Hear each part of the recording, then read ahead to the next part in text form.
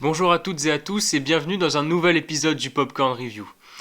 Nous sommes allés voir Megalopolis, le nouveau film de Francis Ford Coppola qui est en salle depuis le 25 septembre dernier. On aura donc l'occasion de revenir en détail sur celui-ci. On rappelle au passage que notre chaîne s'adresse à tous les passionnés de cinéma, peu importe l'âge, et qui souhaitent éprouver de la curiosité envers tout type de film.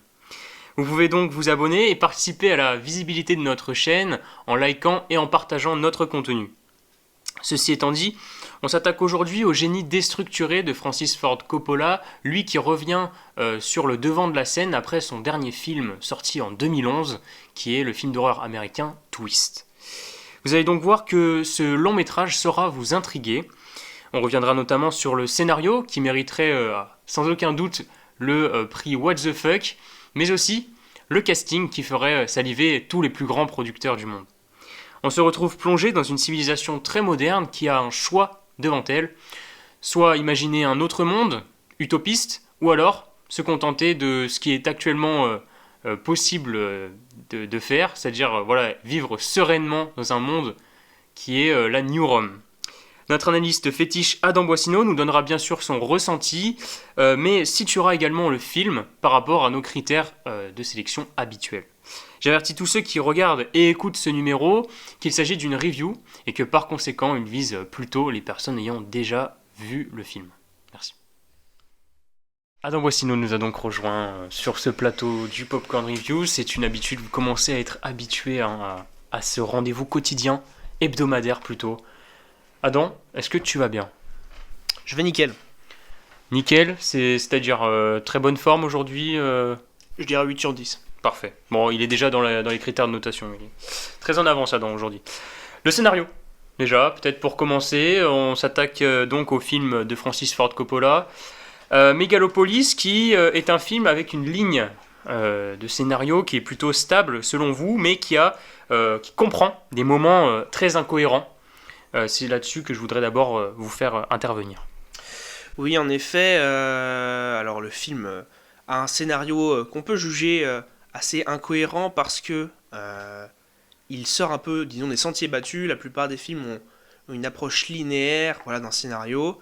Là, au final, la réflexion, elle se fait tout du long, mais il y a des trucs qui posent un peu problème. Voilà, je pense à tout le délire autour d'arrêter le temps, on ne sait pas trop d'où ça vient, à quoi ça sert, quel est le but de tout ça, si ce n'est de fournir des scènes assez agréables à regarder, mais on ne comprend pas trop ce que ça fait là. Pareil au niveau du scénario, tout ce qui est sur le contexte de ce monde, comment on est arrivé à New Rome, comment on est passé, parce que c'est la même histoire que notre monde finalement, c'est juste que il y a eu un point de pivot, on ne sait pas comment, qu'est-ce que c'est, donc c'est des petits trucs qui... Et on a presque l'impression d'une certaine démence qu'on observe vraiment pendant le scénario aussi. Et c'est pour ça qu'il faut avoir ce recul face au film lorsqu'on est dans la salle pour se dire qu'on peut plus apprécier en prenant ce recul, en prenant ce pas en arrière, parce que c'est un film qui ne suit pas les codes, les normes actuelles, les normes de la société contemporaine, qui limite mais d'une certaine façon très différente. Exactement. Très bien.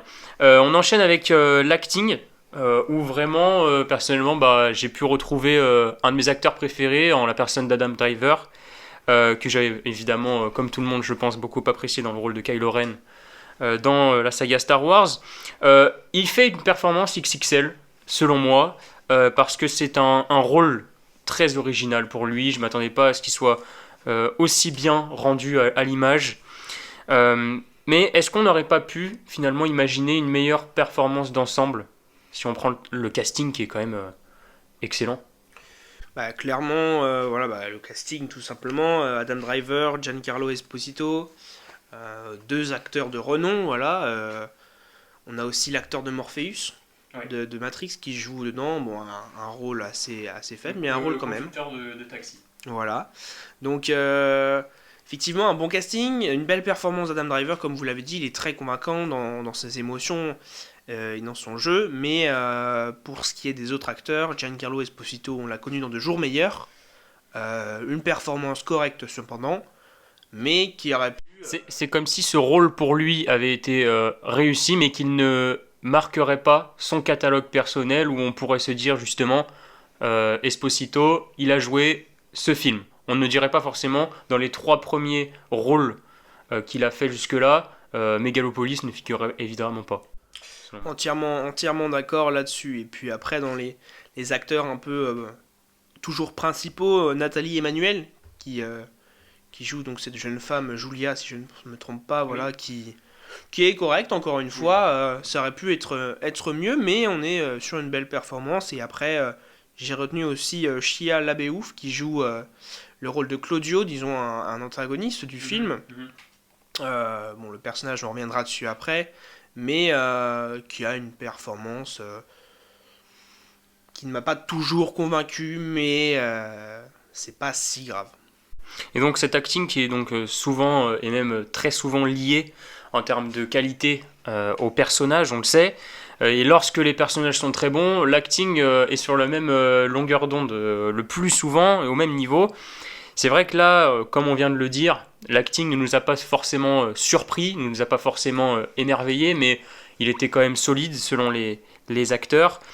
Et pour les personnages, moi j'avais un peu ce même ressenti où je me suis dit que certains étaient très bien, notamment ce duel entre Catilina César et Cicéron que j'ai trouvé très pertinent et qui m'a vraiment tenu en haleine, je dirais, pendant le film. Mais qu'est-ce que vous avez pensé, vous, des performances? Les personnages, oui, déjà le duel Catilina César et face à lui Cicéron, voilà, qui s'illustre plutôt bien avec aussi de grands acteurs.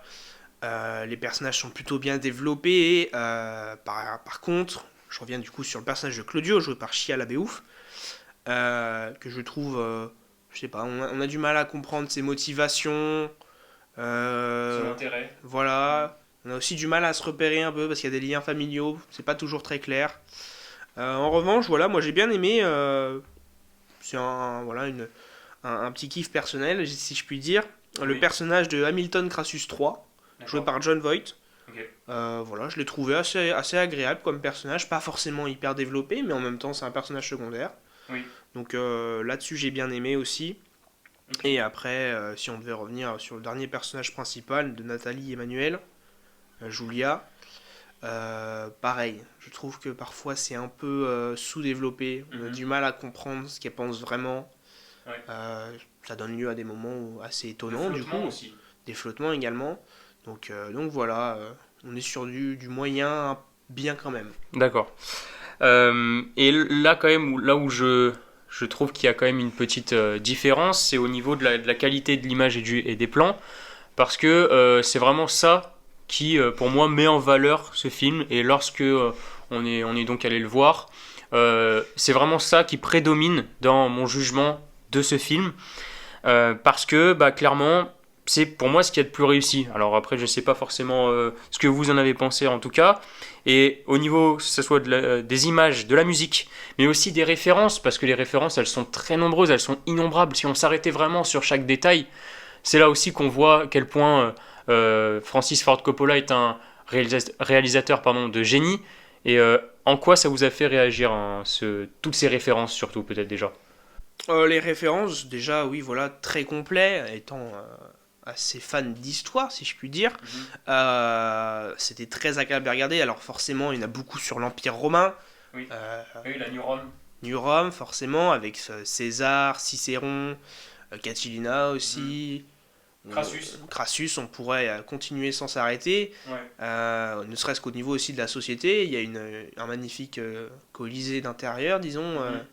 avec des courses de chars. Donc là-dessus, c'est très réussi. Il y a aussi pas mal de références à l'histoire, disons, plus moderne, contemporaine, avec des Oui, philosophes. comme Robespierre à un moment. Robespierre, voilà, une personnification de Robespierre dans le rôle de Claudio. On a aussi plusieurs philosophes qui sont cités. On a Marc Aurèle. Ouais. Et des citations. Voilà, Enfin, oui, des citations, et je voulais dire aussi, euh, comme des exemples romains, donc tirés directement de l'Empire, que ce soit des écrits ou des penseurs de l'époque, où on reprend les grandes idées pour peut-être appliquer ceci dans une utopie. Donc c'est-à-dire que dans le Nouveau Monde, un peu comme à la manière, j'ai envie de dire, de faire mon historien, de revenir au temps de l'humanisme, où on s'inspire à nouveau des textes grecs et romains pour concevoir une nouvelle civilisation comme ça. Très bien. Et pour ce qui est des plans. Les plans sont très beaux, c'est la force du film, je pense. Et le film en joue. On a pas mal de scènes qui se situent pas mal en hauteur. Ouais. Je pense, voilà, il y a un plan qui... Ah bah rien que le début du film en soi, la première scène. Oui, c'est vrai. Donc il joue aussi beaucoup avec cet aspect arrêter le temps, qui fait qu'il reste quand même très beau au niveau de l'effet. Même si ça manque de cohérence, mais ça ce n'est plus la question. Mhm. Mais je vous vois insister sur ce manque de cohérence. C'est quoi? Comment est-ce que vous le voyez? Comment est-ce que vous distinguez ça? Parce que c'est vrai que moi qui ai pris du recul quant à l'histoire, eh bien, c'est vrai que c'est compliqué après d'y repenser à nouveau et de se dire qu'est-ce qui a pas marché, qu'est-ce qui aurait fait que peut-être que je m'y serais plus projeté. En fait, c'est difficile parce que moi, dès le début, j'ai pris ce recul où je me suis dit que j'allais pas tout comprendre. Est-ce que vous aussi, vous avez adopté la même attitude? Pendant le film, en tout cas, oui. Mais ces incohérences aussi, ça joue dans l'objectif du film, je pense. Oui, on peut y venir. On peut y venir, c'est-à-dire que l'objectif principal pour moi, c'est d'apporter une réflexion entre, disons, deux styles d'évolution. Un qui s'oriente vers voilà, une société qui fonctionne, qu'on a déjà, on ne va pas la bouger parce que ça marche, même Qui si répond aux problèmes des gens. Voilà, qui répond aux problèmes malgré des défauts.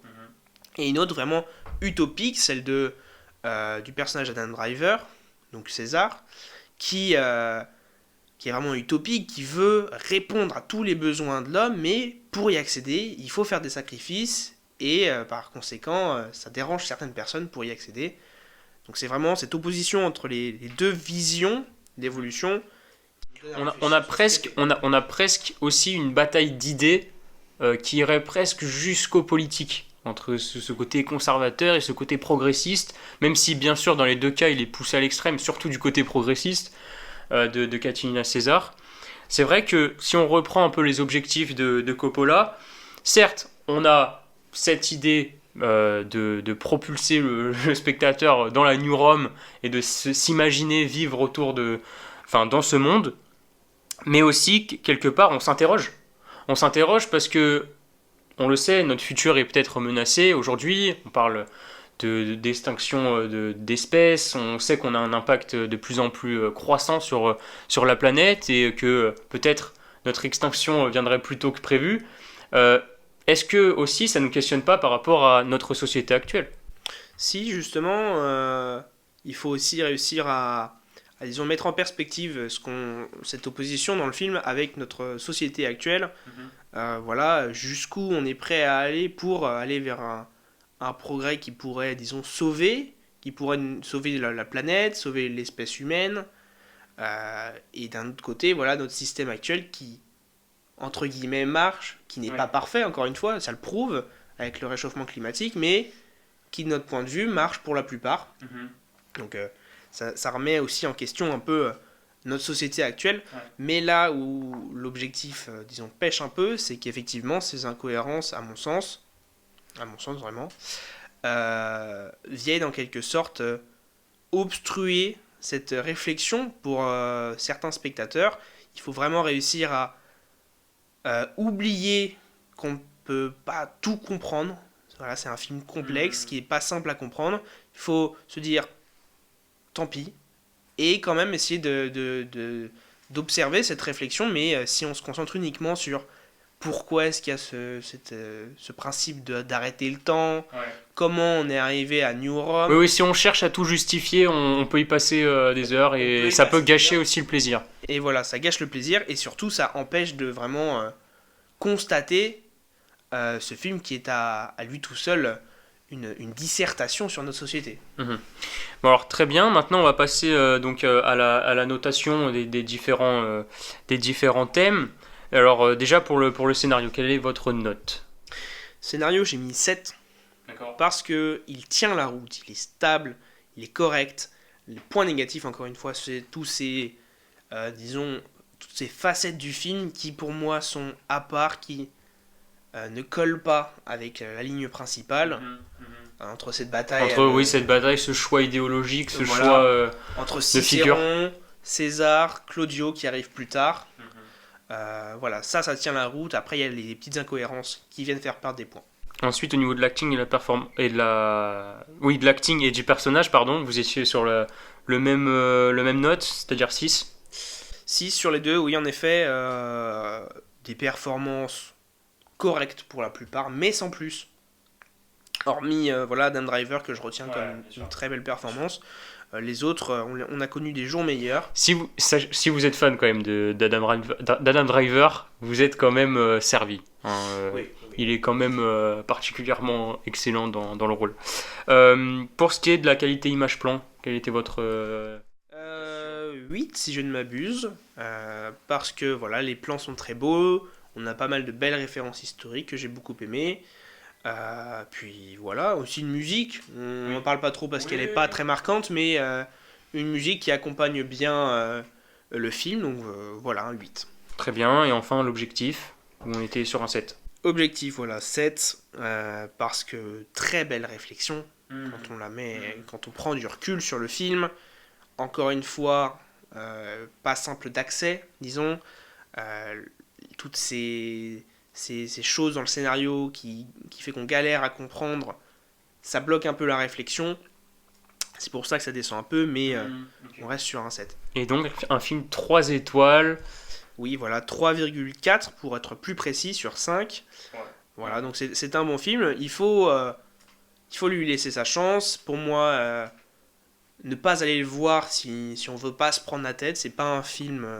Sachant que c'est quand même un des réalisateurs aussi qui fait le plus de bruit de façon à l'international, qui a une reconnaissance dans le milieu qui est juste démentielle, et aussi qui a, on le sait, collaboré avec les plus grands comme George Lucas.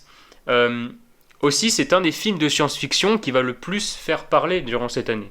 Parce que, aussi bien parce qu'il a cette question idéologique, cette question de futur de l'humanité qui transparaît, mais aussi tout simplement parce que c'est un film qui va aller se voir énormément aux États-Unis surtout, on le sait, mais dans le monde, il va sûrement aussi faire un très beau décollage. Je pense, oui, voilà. Après, les gens n'iront pas forcément le voir, en tout cas ceux qui ont plus envie d'aller voir un film pour se détendre. Là, c'est vraiment un film qui nécessite de la réflexion tout au long du film, si on veut vraiment l'apprécier. Donc forcément, ça réduit un peu l'audience. Ouais. Mais il satisfera beaucoup, j'en suis sûr, qui sauront se prendre du recul par rapport au film. Eh bien, merci encore Adam Bossino d'avoir répondu à l'appel du Popcorn Review. Et maintenant, c'est la conclusion. Merci à toutes et à tous de nous avoir regardé ou visionné dans ce nouvel épisode du Popcorn Review. On rappelle qu'on est à la fois sur YouTube et sur Spotify. On espère que l'épisode d'aujourd'hui vous aura permis d'y voir plus clair sur Megalopolis, le nouveau film du réalisateur de légende Francis Ford Coppola. À la semaine prochaine pour un nouveau long métrage.